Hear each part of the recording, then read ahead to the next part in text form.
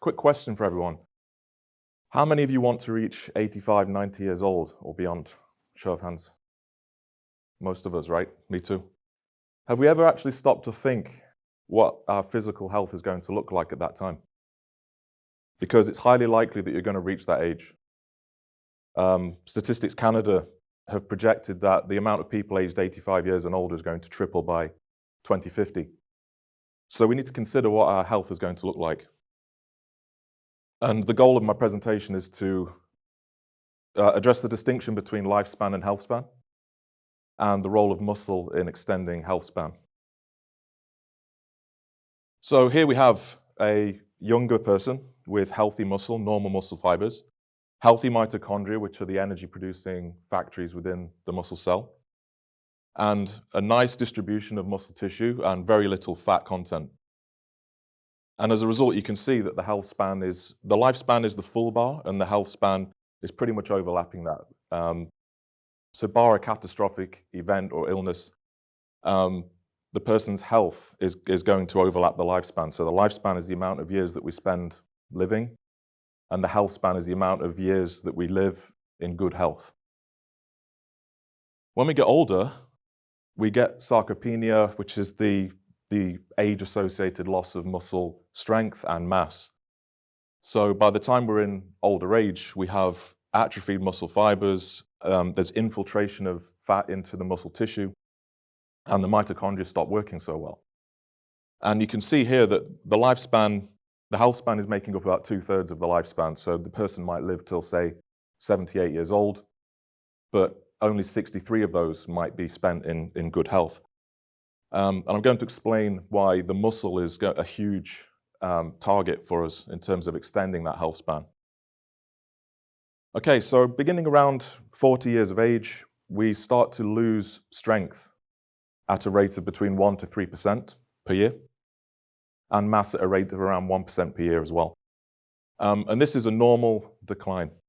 But also there are events that happen in our lives where this decline is accelerated. So if we need to go into hospital for surgery, we have periods of reduced activity, it makes us more anabolically resistant, and it speeds up these losses in mass. And our goal in the Philips lab is to use exercise and nutrition to address this decline and ideally send it in the opposite direction. The key message that I'd like you to take away from this presentation is use it or lose it. So if we have periods of time where we're less active, if we have to undergo periods of bed rest, for instance, we get more pronounced losses in strength and mass.